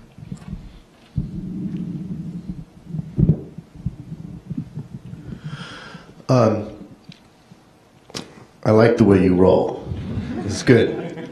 So we're going to come to a number for sure, and a possible decision would be great. The 2 things that are important: if urban renewal ends up taking the load of this debt, there's other projects that we want to do in the Old Town area that have to do with sidewalks and safety and lighting and all these same things that are on a smaller scale that we control within the city that we're going to have to push down the line. And with the excitement of all this happening, we'd like to put some of that money down into the Old Town area. So if we get money from various entities like we are and like we're proposing you help us with, we're going to reinvest that money in a different way. And if we could work out some kind of payment with you where we get a certain amount of money over a short period of time, I think Andy has some numbers that he can share with you that we've been looking at. And I'll leave that to Jay. Okay. Just one last thing. You did mention, Mr. Parks, you mentioned the assessed value as being an issue, and maybe talking to the assessor, Mike Coles, I think I saw his picture. I think he joined you guys for one of those group pictures. Maybe something we'll talk about for the future is have Mr. Coles and his staff take a look at. Now we have Measure 5, we have Measure 47 and 50, we have tax limitation measures, but if you're under assessed, that's a potential area that we want to look at. Thank you. So, exciting presentation, and I've seen it before, yes. So, but City of Florence, you are, a city in motion. I love the list of other projects that are going on around, City Hall, the Public Works building, on down the list. You guys are doing lots of great things here. The county's, invested in this area too. We have the Rural Prosperity Project. We invested in the Coastal Rain project. We reopened Archie Knolls as a county park. We're trying to do what we can in the coastal area. In fact, even in mental health provision, we recently started a pilot project to provide mental health services to older adults that concentrated in the Florence area, and the Oregon Health Authority has asked us to actually expand those services into Coos County under our direction. So we're vested in the Florence area and the coast in so many different ways, and it'd be great to help participate in this project in a lot of ways, but I think we have to get down to like Commissioner Lyken said, we need to understand what the ask is. How much of that you're looking for as direct funding, you know, and where it's going to be allocated from some county source of revenue to pay directly for the project versus how much is going to be short-term loan that will be possibly paid back through increased assessments or other, you know, if you're successfully obtaining other grants and funding, and understanding that a little bit for us, and what sources of revenue you guys are looking to tap. I've heard the transient room tax mentioned because that was a relative project we undertook here with the Florence Events Center over a number of years, where we paid the debt service on this capital project to establish the events center, understanding those things. So if we kind of just maybe get a quick understanding of what the actual ask is, and then maybe that will generate further questions by the board about our flexibility in those funds, what our funding levels are. So that's kind of what the rest of these guys are here with me for, is to understand what it is you guys are looking for, because, you know, it's a great project and it reflects great street projects we have in other jurisdictions, whether it's 8th Avenue that's proposed in Eugene or Franklin Boulevard in Springfield. The idea of a municipality taking on putting together a great street so that the private investment follows is long been, you know, the way municipalities work. And I think Commissioner Lyken, as a former mayor, understands that in the work they did in the Gateway area in investing in infrastructure, which was followed by billions of dollars in private investment. So, you know, that's, you know, a well-founded way of going about things, but we really just need to understand what it is you guys are exactly looking for, and then we can kind of start talking to our staff a little bit more seriously about the availabilities of funds, the legalities and all that, and understanding how it's competing with other projects, and come to a decision. Yeah, if I could, the city and FURA are both putting together their first biennial budget, and with that we're making some assumptions with respect to funding by outside agencies and so forth. What we've put into the budget that's been released is the funding commitments that are shown in the schedule, you know, up here. We are planning for FURA to be issuing the debt of $1.3 million, potentially, and actually it's budgeted to be more than that. It's budgeted to be more than that based on receiving money from other sources, whether that be the county or someone else. I think in an ideal world, with, you know, what's going on at the state legislature, as Aaron mentioned earlier, there would be a $2.9 million earmark coming from the state government and taking care of this, and ultimately there would be no need for county tourism dollars, you know, which would be probably the pocket of money or the bucket of money that would be requested. If that $2.9 million were secured, as Board Chair Councilor Green mentioned, there would be $1.3 million in debt capacity for the agency to invest in numerous other projects, including helping with siting motels, whatever it may be, inside, you know, the urban renewal district, which would increase the TAV, which would increase the ability to see more increment created, which would fund additional projects. And having done a number of urban renewal plans and so forth throughout the state, the things that are taking place right now are funding this, things that don't necessarily create an increment, but they create the environment to create the increment, and it's in a big way. And so I think that's really what, you know, the last few years have been about, is getting the agency, the city, to the point that they can see their investment leverage to result in private sector investment, which having seen this in Bend, having seen this in Oregon City, having seen this in Lake Oswego and other areas I've worked at, it's that catalyst type thing that, is looking for, and this is certainly that. So ideally it'd be the 2.9 million coming in the line item out of the state funding package. Absent that, FURA is prepared, at least from a proposal standpoint, to move forward with the debt issue of $1.3 million, and the 1.6 million gap would be the funding request of Lane County.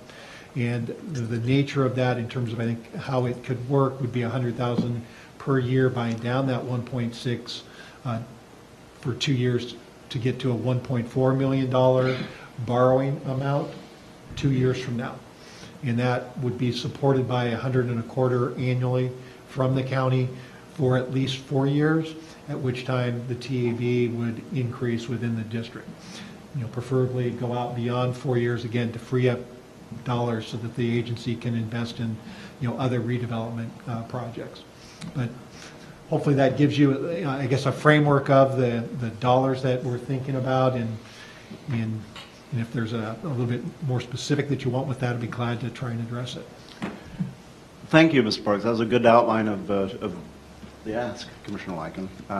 Very detailed. And I'm presuming you have that in writing so that we can digest it more thoroughly and yeah, absolutely, with a little bit more time. The, Mr. Green, you pointed out on slide 18, you have 6 areas, 6 Florence opportunity areas. That's pretty intriguing what you have there. Each of those, I can close my eyes and visualize each of the areas. There it is right there. And, when you're looking at the Highway 101 project, ODOT's not going to do much with much of these projects, so it's your FURA is really going to be the main driver of bringing in funding for that, as well as the private investment that's involved. So I'm going to be a manual pointer. Thank you. This, you see that auto shop site? Yeah. You see that block across the street there? Yep. This huge block? That was Copeland Lumber previously? That's Copeland Lumber Yeah. and a little saw shop and a big parking lot. Yeah. That's like a location that's screaming out to be a multi-development, Sure is. mixed-use living and working facility. It's also 2 John, stories high down. You want a real pointer? That is a correction to this map. I don't know why it's not on there. I guess maybe that overlay got taken off. Oh, but, Jesus, what did I do? right next to the auto shop. The red Jesus line. answered. Okay. That should be also circled. That's part And of this, that complex. if you look at the street here and the street here, these are the 2 streets that we talk about changing the design and the angle, which opens up. So these become the gateway streets. And by changing this entrance to the street here and here, you open up all this extra land, which becomes your outdoor plaza where you can have a fountain, you can have a gateway, you can have a sculpture, you can have a sitting area. And so that's the beautification part that makes it stop and take notice. It's not just the sidewalks that we've been talking about, it's that all of a sudden you're going to see this plaza area. So it cuts deeper into the impression that it makes. So, hope that That's excellent, Ms. Green. You want to give people a reason to get off of Highway 101 and a reason to park here in Florence. Yeah. Slow down, take notice, and look at where you are. When you come Commissioner south Lycan. over the bridge, when you come north over the bridge, you see the beautiful river and the town and the bridge. So at a moment, it sort of gets you to slow down. But then when you hit 101, you're back in a raceway. This will allow you to stop and see. There'll be crosswalks and signs, and it'll look different so that you might just stay and slow down and take a right or take a left and come into town. So it's all part of the psychology behind the design. So we've obviously have seen some bits and pieces of the ACT meeting, but nothing like this. I mean, it's not this specific. So my question, and for you, Aaron, and also Mr. Mayor, is how engaged are you with Franny Brendel on this? And the reason why I'm asking that, because I got to tell you, I've been doing this a long time. I'm coming up to 19 years that I've been in elected office. And I will tell you, in my opinion, Franny Brendel is probably the best advocate that we've ever had at the local ODOT office. And believe me, I've gone through I don't know how many of them. And not only that, but remember, the Region 2 head is Sonny Chickering, who, by the way, where did he get a start? At Lane County.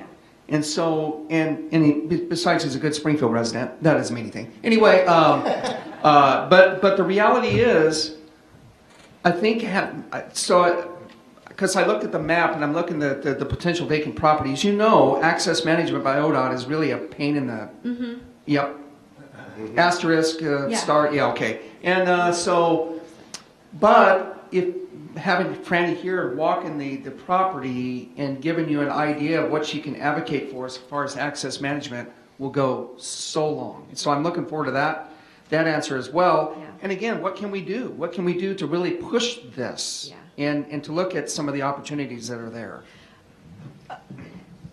We have so much to say on all of that. Franny, number one, you're right. We've experienced that advocacy for us. She is willing to think outside the box and work with us to meet the goals. And she, on the opposite side, has a complete technical understanding of how her agency works and how to make things happen. She's not afraid to tell you this is going to be hard. It has been hard. This has not been easy. I have been to her office in Springfield before they moved out. She was gracious enough, and that was the point at which she had an aha moment because she had her project lead person, this is almost 2 years ago, running the paving and preservation project, and they didn't quite understand that we really meant we wanted to do this enhancement streetscape project. They just weren't I don't think they quite understood that we really were willing to do this, we wanted to do this, that we had the community support to do it. And so when I went in, I said, how do we make this happen? Teach me, teach us. How do we make what we want to do as a community on what we see as a main street corridor for our community jive with your asphalt project? I mean, essentially that's what it was. And how do we combine these together? Because the community doesn't care if ODOT's doing a piece of it. If you just come in and do a piece of it, we're going to get yelled at constantly for not doing everything else. I mean, to a regular citizen, if ODOT just comes through and does asphalt and a few spotchy sidewalks and get access treatment, they're going to see a patchwork of work and wonder, where's the rest? Where's my street lights? Where's the landscaping? Where's the bike lanes? Where's the parking spots? That's what they see. So without her, hands down, we would not be here today talking to you. And she does deserve that credit. I've actually told the director of ODOT that. I think his name's Matt. So when he came and met us at Lane Act that one time, I told him thank you. When we went to the Joint Ways and Committee meeting, I told him thank you again about her. So you're absolutely right, and thank you for your support as well. So I'm going to let Mayor Henry, because he just talked to Franny at the last Lane Act meeting, kind of give his take on it. And then I'm going to have Megan, who's been, I mean, like we said, we're almost 60% of the way through actually engineering, surveying, design, access management, right-of-way work. And so Megan's been leading that interaction with our consultant, MSA, and ODOT. And we can talk a little bit about that access management, but again, ODOT's been pretty darn amazing through that whole process as well, too. Well, one of the things I learned about public office and being mayor was that you spend a lot of your time going around asking people for money. We sat over here for many years complaining, oh, poor me, nobody helped us, we didn't get any money from anybody. But the problem was we didn't ask. We didn't have discussions such as this. We didn't speak with our legislators. We didn't do a whole lot of things that made our needs known. So I've had numerous conversations with Franny. Each Lane Act meeting I get her aside and we chat about our project. I believe she's gone way above and beyond the call of duty to help support our project, and she's working as hard as she can to make more money available. In fact, part of our budget here includes some additional money that she has committed that we didn't expect to get. So I don't know what else we could ask of her. She's done an outstanding job. So. Thank you, Mayor Henry. Commissioner Bozovich has a couple more questions, but back to slide 12, which is the project advocacy. Who have we talked to? That's a good list, but I think a part of what we can do is whose names do you add to that list? Because you have lots of both private and public partners who could be added to the list. There's a great deal of incentive to make Florence a great destination. It is a great destination, but to make it even greater and with more rooms down here. I serve on the Travel Lane County Board, and Florence comes up quite often as a regional destination. Thank you. Thank you. So I'm going to get into a couple technical questions that our staff's probably going to have to answer here a little bit. The first one I want to have answered is legal constraints around our transient room tax funds and making sure that this sort of project fits the constraints of our use of those transient room tax funds. So did just, oh, okay. No sooner did I ask that than our legal counsel steps out of the room, but we'll get to that question. Oh, there he is. So the legal availability of TRT funds, and then if maybe the administrator could speak, briefly to what our excess TRT is in Lane County. What's been freed up by retiring the debt on the Florence Event Center, and what other uses demands on that fund are right now, because it's also our major source of capital funding for the Lane Event Center and the fairgrounds. So if we want to talk about legal constraints of transient room tax, Lane County's share of it, and then also what that budget looks like right now. So, sorry, Steve Dingle, Lane County Council. Generally speaking, it's economic development. We've interpreted that somewhat broadly. You'll recall, Commissioner, some of the conversations we had back around public safety and whether or not that enhanced tourism. So I think there is a broad, it might help if I heard some of the specific requests about where it would fit into this project in terms of what would it be applied. I mean, I think, quite frankly, what I've heard, I think all of it could apply to that in terms of, from the way you've described it. But certainly there are pieces that are beyond, question that would be used up by that amount of money, if you know what I mean. So I don't think there'd be any danger in it. I don't know what amount is available. Thank you. I think that covers what I was asking for. Thank you, Mr. Dingland. I'm going to point out that at the end of this meeting, it's not on the agenda, but I'm going to ask for a review of assignments, presuming that there will be some assignments that are questions asked that are not fully answerable at this point in time. So, Ms. Mokrajewski, you'll be prepared for that. Yes. Ms. Mokrajewski, go ahead. Thank you, Mr. Chair and Commissioner Bozovich. So we, and I think what would be useful is after this meeting today, one of the things that we can take as an assignment is to do a formal legal review, further analyze the details of this project, what's been presented, and the potential use of transient room tax resources and whether or not there are any legal constraints.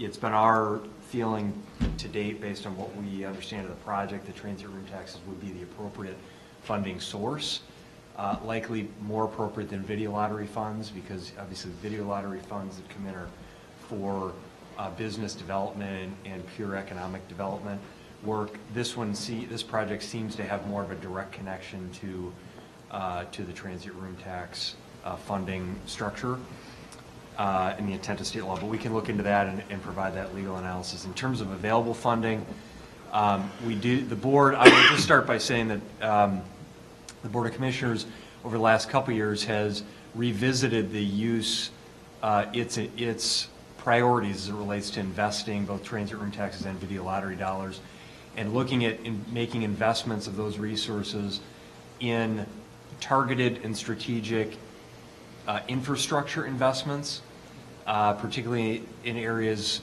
that are involved in redevelopment of key corridors. The idea being that we make investments in infrastructure that will attract additional economic investment. So this project obviously is right up that alley.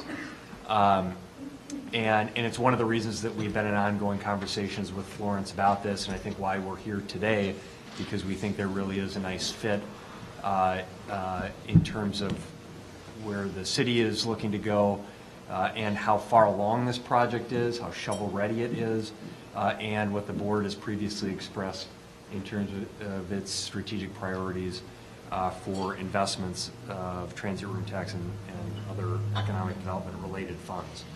So do we have 1.7, to get directly, I liked Commissioner Likens' question, what's the ask? And so I'll get directly to the answer. Do we have $1.6 million sitting on the books in TRT funds that can be used to allocate to this project? No, we don't. So I appreciated the finance director's comments about kind of the funding structure and model that they're looking at. I think we'd like to spend a little bit more time, and we were not presumptuous in this. We haven't done that detail work because we wanted to have sort of the policy discussion with the board and get feedback from the board and some direction on what you'd like to see here. Do we have some available funds, particularly through our special projects, that on an annual basis could be made available? I'd say the answer is yes, that are unallocated. There are other competing interests. So at the end of the day, we're going to have to look at what are those other competing interests and what does the board want to do there. The last thing I would say on this is the sense that I've gotten from the city manager and from this previously and from the presentation today is, as you've seen, the project is ready to go. They have funding and commitments from a number of other entities and partners. And I think if the board is interested in seeing how we can participate in this, I think it would make sense for us to see how we can participate in the short term, make a short-term commitment to see this project get off the ground. And then have a conversation about a longer term, the potential of a longer term commitment from the county. And if I was the city of Florence, I would want that so that they don't get a project going and then have a gap down the road. But also leave open the possibility that, I think to Commissioner Lycan and Commissioner Bozovich's points, that there is the potential of state funding that could come available that isn't today. Leave that door open for other funding to come forward in the future, and if it's not available, that the county still would be there to try to maintain that gap. So I think there's a way that the staff can work together collaboratively to come up with a financing model that can work with our limited resources and help the project move forward. Thank you, Ms. Mokrajski. Mr. Dingle. Yeah. To return to the question that was posed by Commissioner Bozovich, for the folks who don't understand exactly how the TRT money gets up, I think this is what you were getting to, Commissioner. Let me know if this is where you were going. There's an 8% tax, and it's divided into two parts, 5% and 3%, and how the money gets spent for different things. I think this is what you were getting at, Commissioner. So a certain percentage of the 5% must be dedicated to tourism promotion. And there's a formula that's based upon how much money was allocated in 2003. But then, as Mr. Mokrajski mentioned, the additional 3% can be spent on what are called special projects and administration. And again, 90%, I know there's a lot of percentages, 90% of that 3% is already dedicated and spoken for in terms of how it can be used. And then it's that remaining 10% that can be used for special projects and administration. And I think what you were trying to get to, Commissioner Bozovich, is because of these percentages, it's just not a straight 8% of the room tax. Is that what you were trying to get to earlier, I think? Yeah, a little bit. Yeah. Okay. I'm sorry, Mr. Chair, I just want to add one more to drill a little bit further on that, to make it clear that 5%, there's over $2 million per year in transit room taxes that Lane County collects that goes directly to Traveling County for tourism, for visitor and tourism marketing purposes. And obviously that includes marketing of the Florence and coastal areas. So the vast majority of the TRT that Lane County collects goes directly to Traveling County. That's a longer term commitment and agreement that the county has had for tourism marketing. There are other pieces of existing transit room tax that go to support the Lane Events Center, as well as parks, our county parks operations, and then there's a small piece for the special projects. So that's the area that we would be looking at for potential funding, and that's in the range of $100,000 to $200,000 per year that we receive for that portion that is currently unallocated. Thank you for that good detail, and we'll look for that in some form of writing, as a part of the assignment that you're writing down. Ms. Mokrajski, at this point in time, I'd like to ask Ms. Means to come to the table and just give us a brief rundown on activities so far that's gotten us to this point, Lane County partnership and activity. Good morning. Thank you. Sarah Means, Lane County's Economic Development Manager. Mr. Mograhiski did a really fantastic job, as usual, explaining sort of our partnership and our commitment to this project.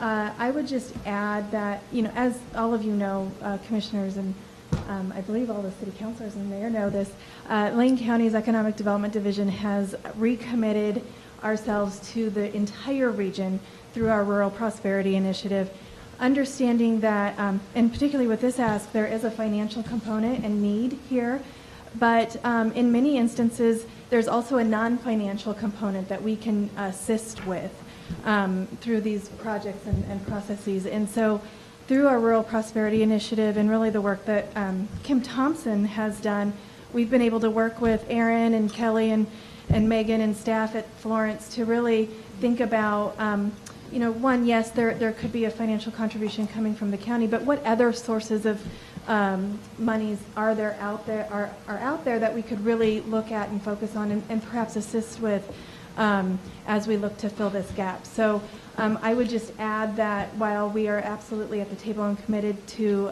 partnering with the City of Florence with this very important project, potentially in a financial capacity, we are also interested in making sure that we're out there advocating for this project with different agencies, both here in Oregon and federal agencies, so that we can make sure this project gets done, is completed and is successful. Thank you, Ms. Means. Commissioner Lycan. Thank you, Mr. Chair. So, Sarah, on that end, so I think Mr. Dingle answered some key questions is from the legal perspective. So Jay's usually the asker of that, and that's pretty common, just so folks know. And question I have, though, so let's say we give direction where we take a look at a potential down payment. Can those dollars, as far as from the county's concerned, can they be a leverage as far as reaching out to like USDA, the rural development?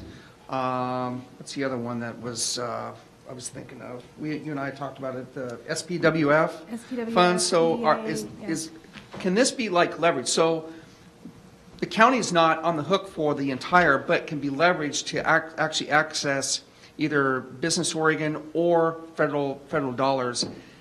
Can this be used as a potential leverage to really come with those other agencies? Absolutely. I think leverage funding is really the name of the game these days, as you know. And so, absolutely, I think that, frankly, it'll be a critical component for those agencies to see that the county does have interest and support in this project if we are to be successful in any alternative resources such as those. Because as you know, we get asked a lot. So we get asked by different jurisdictions, different whomever it may be, especially within our districts. But I think that the important thing is if we're committed to something, that can be used as a significant leverage for other opportunities. The other thing is I hope you have at least a minimum of 1,000 copies of that US Today article, and you are handing them out to everybody that you can possibly imagine, especially gearing up for the 2021 World Games. And I believe, Chair Farr, we're meeting with Tracktown next week. Yes, next week. So we're meeting with Tracktown next week. They have been talking to the Oregon Mayors Association. They've been talking to AOC because they don't want this to be Eugene Lane County. They want this to be state and United States. This is the first time in the history the World Track and Field Games will be on here in the United States, let alone Lane County, let alone the state of Oregon. So these are some pretty great opportunities. Thank you, Mr. Chair. Thank you, Commissioner Lycan. And being from Tillamook County, I'm pretty defensive of Tillamook being a very beautiful place. But I got to tell you, Lane County's coast is the most beautiful scenic coast in the entire state. Our beaches are the least crowded, the longest, widest beaches. It's just a beautiful place, and a chance for the entire world to see it coming up, and us to be ready. Before I ask for assignments to sum up the county portion of the meeting today, I'd hand the mic to Commissioner Bozevich. Thank you. And I just want to have one last follow-up on some of the detailed questions. If you could also answer whether or not we need to make this TRT allocation in the budget committee process or whether it's a board process, because we are currently in our budget committee process right now, so it would be timely if it has to be a budget committee process. So that's just a process question and it follows. But I want to first take a moment to thank the City of Florence and the Urban Renewal Agency for hosting us down here. It's been, a great presentation. I'm fortunate. I've seen it before, in public meetings and private meetings and all that. So I'm really familiar with it and I understand the project. But you guys are just a really active and energetic municipality right now. I can't tell you how much I appreciate the work of the council and Mayor Henry and just everything that city staff is doing to make Florence a more vibrant community, which is part of our strategic plan. And the partnerships that we're getting into with our Rural Prosperity Project, the University of Oregon through RAIN, the Regional Solutions folks, we're just working in partnership so well here to try and get economic development here on the coast. And hopefully we'll be able to get this project over that finish line, because I think this is just like the improvements that we made in investments, and that was back when we had a road fund in Lane County. We took a significant amount of money and invested in the gateway streets out there, when Sony was coming, if folks remember that. But look what it's leveraged into over the years. $1 billion in private investment in the gateway area, because we took a chance way back when it was called the Big Fish. Do you remember that? When it was a project, they were coming to town and people weren't identifying who it was. And we took, I think the county took at least $100,000 of road funds and invested it in International Way, which was the road that went around Sony. So, it's not unusual for us to do this. Unfortunately, we don't have that road fund reserve we had from all that federal timber money. But maybe there's some creative ways we can help out. Maybe there are ways we can leverage some of our money. I look forward to those conversations. I look forward to hearing from staff on those details. And I'm glad the rest of the commissioners were willing to come over the hill here and through the tunnel and get to hear this presentation personally. So you can see they already have a commitment to the project just in showing up. And I want to just thank everybody for hosting us today. And Commissioner Bozovich, this was your suggestion. Thank you for making the suggestion, because I will come to this town at the drop of a hat anytime. I'm looking forward to lunch. I am too. Resto Bar is open for lunch, right? Mr. Green. One last thing that's also important. You mentioned partnerships, and one of the committees, new committees that we have here in Florence, is the Public Art Committee. It's dedicated to the aesthetics of everything that happens in Florence, including art. And that's worked its way into the design of these sidewalks and the plazas and all these things. So that's happening in real time. But one of the things we did was reach out to the gentleman who runs your public art program in Eugene. Believe his name was Isaac. Yeah, but anyway, we invited, the Public Art Committee invited him to come out to tell us what you guys are doing in preparation for the mural project that's in the works right now for international muralists that are coming to Eugene by invitation to do murals in time for the 2021 celebration. And we learned from him what he's doing and realized that this is an opportunity that we might be able to partner with as well, because if you get those kind of world-class artists in Eugene, we could leverage another deal where they get to do another mural or another piece right here in Florence. So I just wanted you to know that there's, again, constant reaching out. How can we help? How can we share? What do we learn? Who to talk to? Who does it well? That's the general attitude that's working. So I just want you to appreciate that, and thank you. Thank you, Mr. Green. Everybody living in Lane County has a vested investment in this town and in Florence. This is our gateway to the coast, and we all dearly love it. Then before I close out the meeting, the Board of County Commissioners meeting, Mayor, I'm going to ask for a review of assignments from Mr. Mark Rahiski. Okay, Mr. Chair, so I heard a lot of enthusiasm and excitement and support generally from the Board of Commissioners for this project, and a desire to identify ways that we can partner with the City of Florence to support this work. We'll do a legal review of the appropriate uses of transient room taxes and really any other sources of funding that might be deemed appropriate for this. So that's one piece. The other is to identify, and I'd like to spend some time with the city manager and finance staff to really break down the project funding structure and see how the county can look at a shorter-term immediate investment and then what a potential longer-term investment could be. I also heard a desire to continue to look, along with our economic development staff and in partnership with city officials, to look at pursuing other funding options, whether it's through ODOT or other economic development means outside of the county. And then, of course, we'll look at the timing of this. If it's an allocation of up to $100,000, then the county administrator has the ability and the authority to allocate those resources. Anything above that would need approval from the Board of Commissioners, and the question about whether or not the Budget Committee itself needs to take action we'll look at. Thank you, Mr. Mokrajewski. One last word, I'd like to thank the Florence Urban Renewal Agency for being here today. Thank you, Mr. Webb, Ms. Marshall, Mr. Caputo, and Mr. Green, and pass along our thanks to Mr. Scott. With this, Mr. Mayor, our work here is done, and I'll turn the meeting to you to conclude. Thank you again. Councilor Green, would you like to close the urban renewal meeting?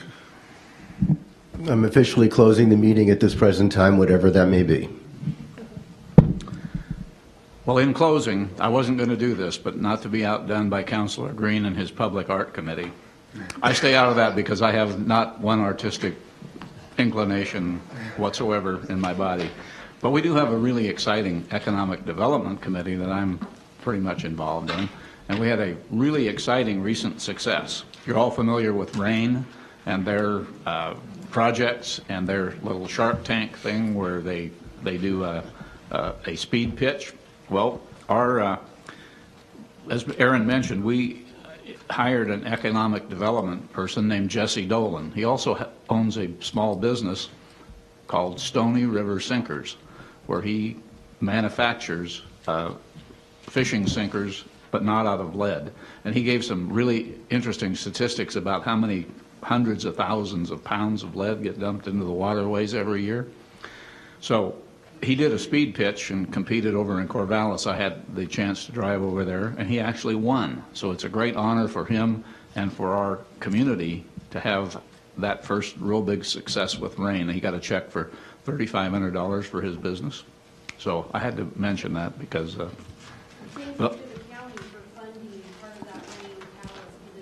absolutely, I always forget to where they came from, but we've been real happy with our relationship with RAIN. They're really starting to make an impression. And I will say the Public Art, if you get a chance, I want to ask you to challenge you to do one thing when you leave here. But they just recently, our kids painted all of our garbage cans around town. They really look nice. So that's kind of neat. However, I would like, before we close our work session, I would like to challenge you to do one thing. If you have time, as Councilor Green suggested, just go up here, turn left, and go down 126, take a left, and drive down to the bridge. And you'll think, wow, this is a coastal town. It doesn't look too bad. But I want you to think about, what do you want? We have millions of people come through Florence every year, from the north, from the east, coming through from the south. Just ask yourself, is that okay? What do you want them to see when they come to the coast? Or do you want them to see something like Revision Florence? I think it's a pretty easy answer. So if there's nothing else for the good of the group, we'll adjourn the work session. Again, thank you very much for being here. It's just been County Commissioners adjourned. Thank you.